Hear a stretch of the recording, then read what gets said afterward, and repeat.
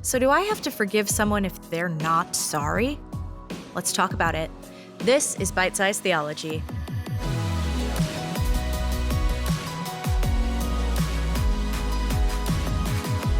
Hey everyone, and welcome to another episode of Bite Size Theology, a ministry of Springfield First, where we tackle big topics around faith, one bite at a time. I'm your host, Allison Means, and today I'm joined by Roger Grimmett, and we're talking about forgiveness. That's a big topic. Yeah.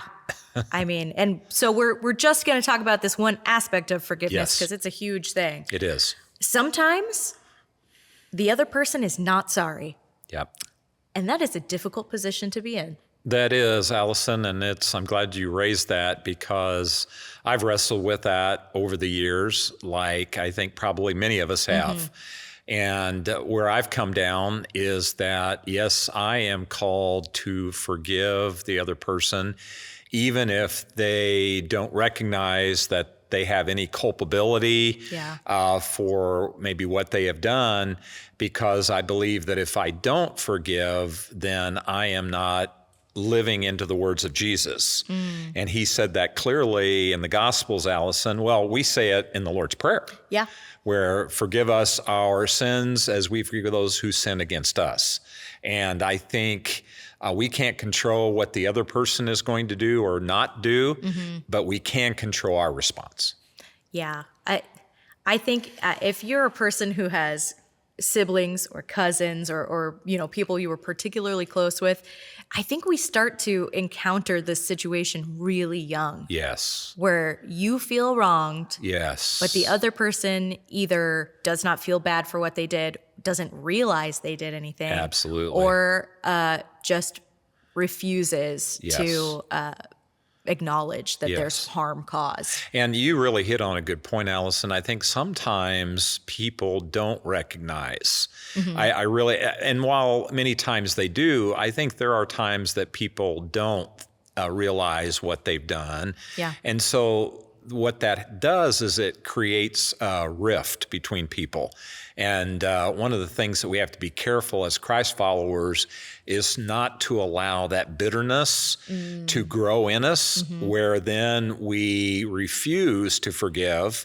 Jesus says clearly in the scriptures, in fact, he says in Matthew 6, for if you forgive when they sin against you, your heavenly Father will forgive you. But if you do not forgive their sins, your Father will not forgive you. So I know that's pretty stark. Yeah. But I also understand too, Allison, that within that's easier said than done. Right. Because when you've been wounded or injured, it really does hurt and it stays with you for a very long time. Yeah. But, at the same time, it does. It does emotionally hurt when you're in that situation and when the other person, it doesn't feel sorry and isn't going to apologize to you. But you can stay trapped in it. Yes. Like forgiving someone else is freeing for you, not just for them. Absolutely. Especially if they didn't feel trapped by it in the first place. That's right. Because I think the evil one wants to use that so that it really becomes a stumbling block in our own lives where we can't move forward spiritually because we're holding on to this hurt. Right. And then that traps us. And then, as you said, the other person really might hold power over us because of that.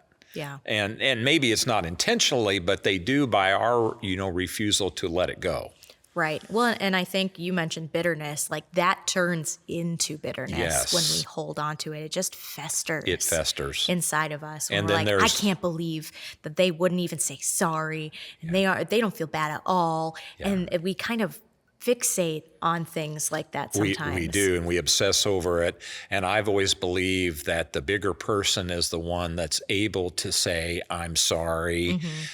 Even at times, and you've probably been in this situation before where maybe you thought about like, I don't think that I've done a lot of wrong, or I don't hold a lot of culpability with this, but in order to repair the relationship, you want to take that first step. And sometimes as Christ followers, we're called to take that first step, even if maybe we don't fully believe that we, that it's all on us. Yeah. Well, I think that comes back to a pride thing. It does. Right? It's humbling to go, I don't think I did anything wrong. Right. But clearly someone has to make the first move. That's right. And this person means more to me than being right. Yes. Or being, better or whatever. Yes. I really like how you put that the relationship is more important than being right.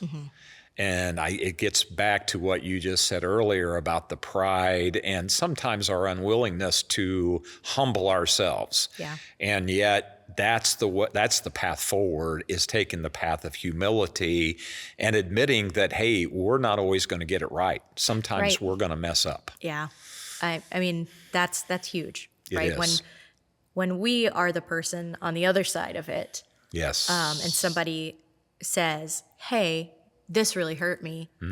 Hopefully we have the understanding that we can apologize to them. And even if we don't necessarily feel that what we did was wrong, we've made them feel bad. We've harmed them in some way.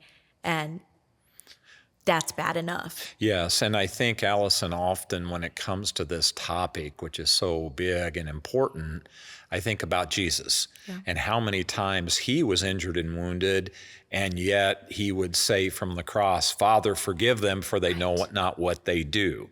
And then you might remember that occasion where Simon Peter came to Jesus, how often should I forgive? And he said 70 times 7. He doesn't literally mean to do math. Absolutely. About it. It's like an ongoing thing. Yeah. We should never stop.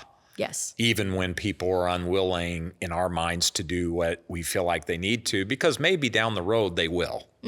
So we can't give up on people. Yeah.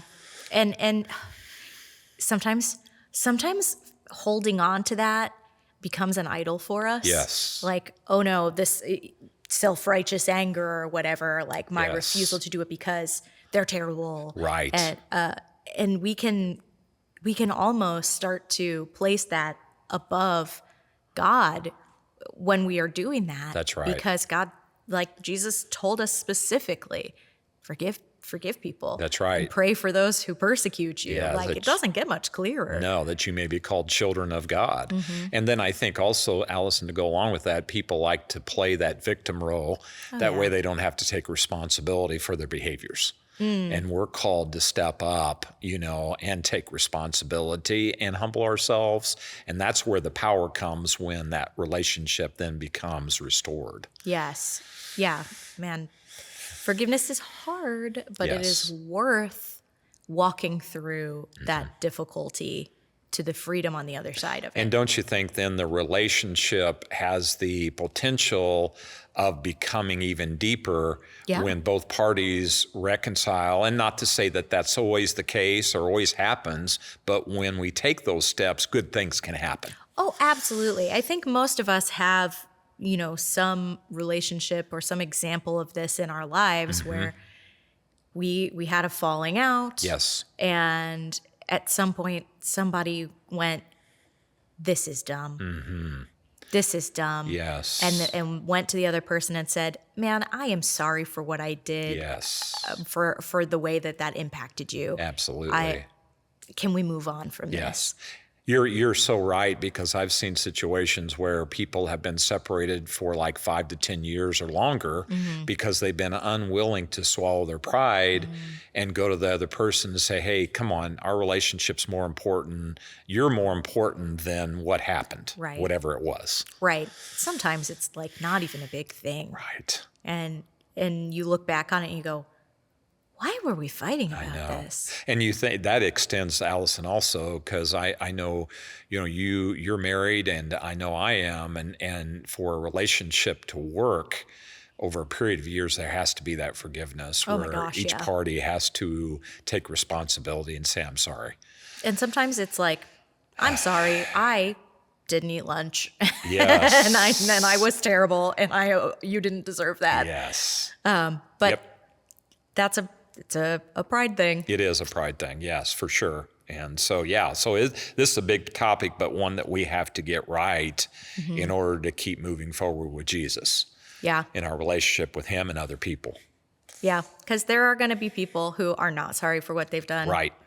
And That's they right. never will be. No, that's right.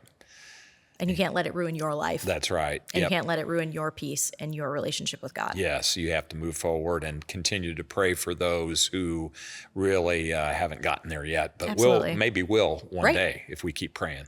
Yeah, and especially in that situation, repairing that relationship can be an important part of it. Yes, absolutely. So, yep. All right, Roger. Well, thank you for joining me today and for talking about forgiveness.